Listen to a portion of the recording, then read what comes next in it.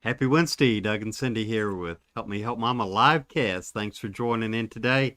Today we're going to be talking about a project that Cindy's been working on for a while now, the Alzheimer's Caregiver Survival Guide. And I think you shortened it as the Alzheimer's Survival Guide, didn't you?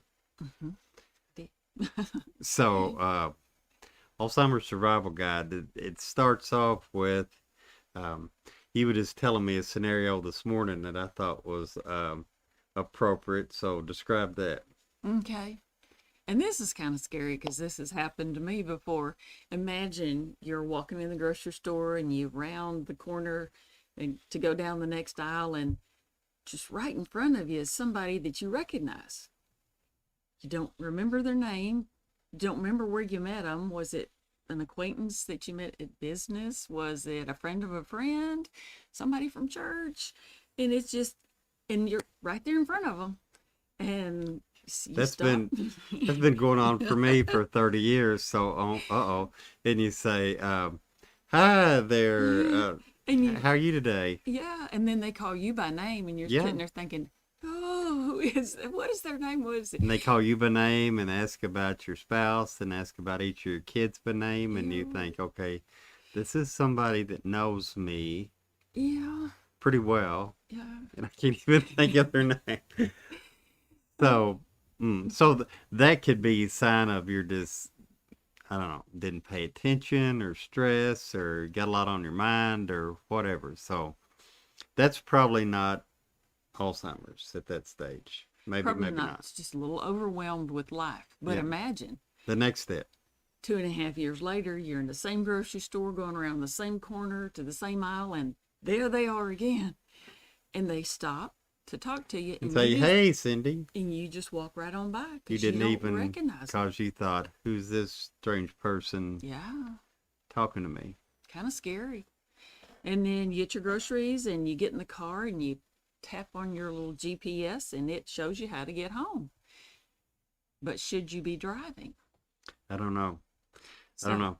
So that's so in this Alzheimer's survival guide, Cindy talks about the different stages, and we've talked about the journey stops here before on our live cast, but it's a little bit different for someone with Alzheimer's. Actually, it's a lot different. Your mom didn't have Alzheimer's.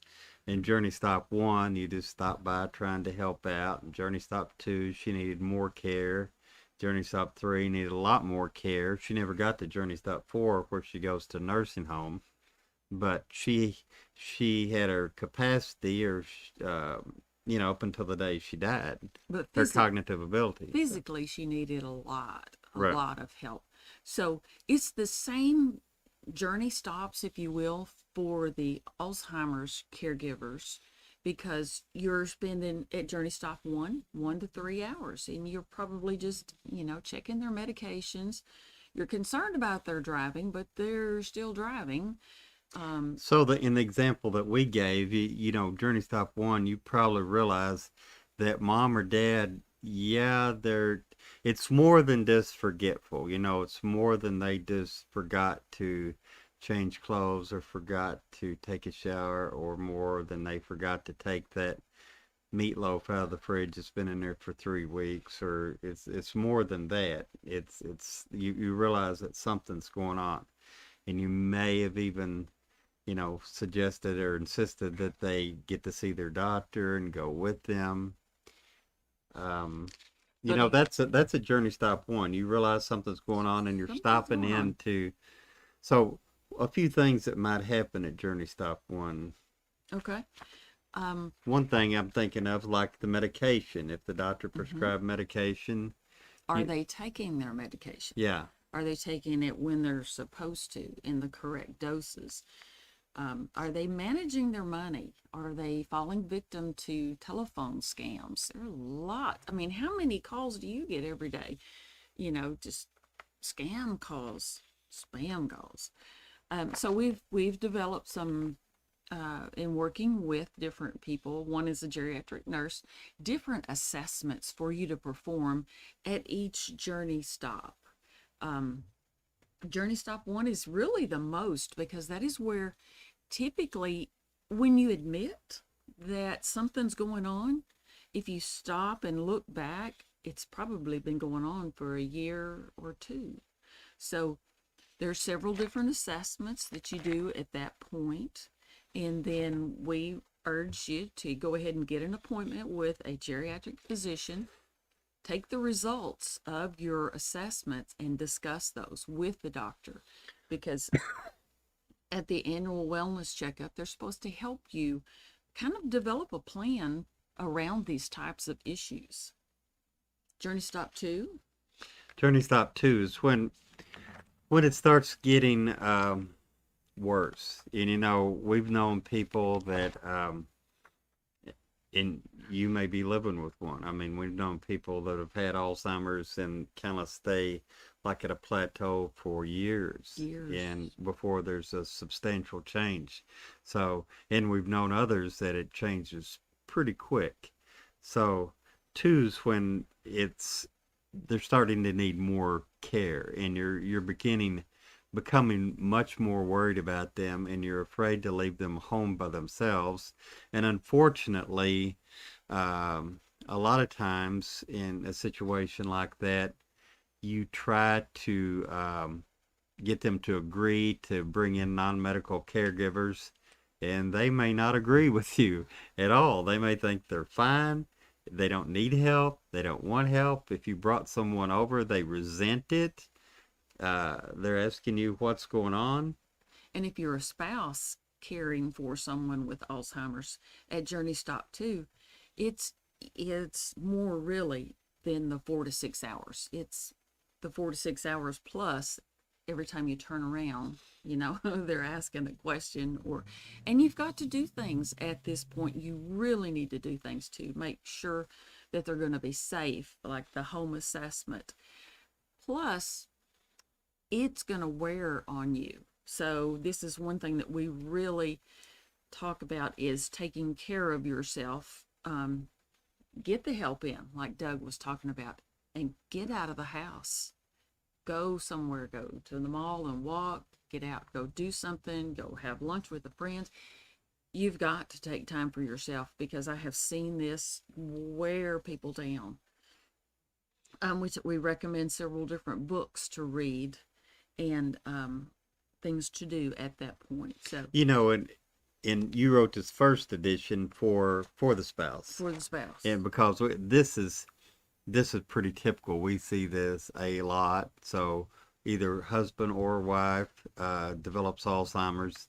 Usually one's got the mind, one's got the body, as we say, and the one that's cognitively well is trying to help his or her spouse, and it is a lot because they're there 24/7. And we've got a lot of clients and even friends that have gone through this. And if it's your parent and you're one of the adult kids, you live somewhere else and you go in to help mom, and then you go back home, and you may hire non-medical caregivers at some point. But if it's a spousal situation, you live there. That's where you are. And it's just like a constant load on the shoulders, like all the time. And we see that's why the statistics are so high of, caregiver spouses dying first, because there's nowhere to run, nowhere to hide. They're there, they're on the front lines, and it's a lot. And if it's your parent that's in this situation, that's a warning flag. And even though they may be saying they don't need help, they may need help. They may need help. And along those lines, part of what we talk about at Journey Stop 3, which is where you're not actually providing care 24/7, but you can't leave them alone. They'll get out their front door. They may slip and fall, and then they'd be there till you came back. So somebody's got to be with them 24/7. And they may be up at night walking around. So the cognitively well spouse, we call sometimes a helper spouse. When it's time to go to bed, they go to bed, and the helper spouse is exhausted because they've been up helping their cognitively declining spouse all day. And they feel like they have to sleep with one eye open. Yeah, so they can't really sleep. They can't. So you have to take care of yourself.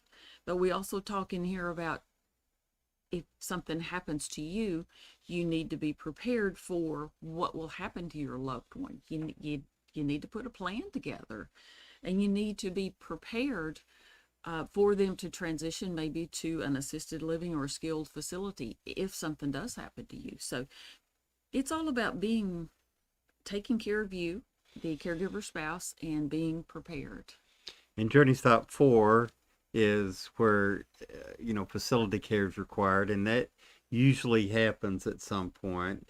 And most people recognize that, when your loved one declines to the point where they really don't know where they're at, they don't know even who you are, Or they become dangerous. or they become dangerous to themselves or to others, or substantial fall risk, or maybe they have fallen several times, or maybe, a lot of things can be going on at this point.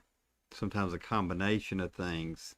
Then it may be time to consider facility care. Certainly consult with the physicians at this point, and also the family. I mean, a lot of times the families either voluntarily or involuntarily pulled into a situation like this because it's their mom or their dad, and they want to help, but they've got their own family, their own job, they're busy, and they just can't be there all the time. And if this person needs 24/7 help, then something, it's the spouse at home. And again, you wrote this for the spouse, for the well spouse at home, mainly for their benefit. It's just more than they can handle, more than they can safely handle. We see a lot of them, they'll try to handle this. They'll go down with a ship, Yeah. Yeah. and it's more than they can safely handle. So if your loved one does enter either assisted living, a memory unit, or a long-term care facility, either private or a big corporate facility, then your role shifts. You become the advocate. You're going to go to the care plan meeting. You're going to tell them what your spouse likes, what scares them, what calms them down, what may help them sleep. You need to have input into that first initial care plan meeting, and then get a copy of the care plan. Carry it with you and make sure it's being followed. So about a little over a year ago, you did an interview with one of your friends that had walked this journey with his wife. His wife was declining, and he was the cognitively well spouse, and he went through all 4 stages. And then just recently, we did a follow-up interview with this. You'll see this on YouTube, and and he describes his journey through these stages. So that'd be a good reference from a real life helper spouse caregiver that walked through all 4 stages of this journey.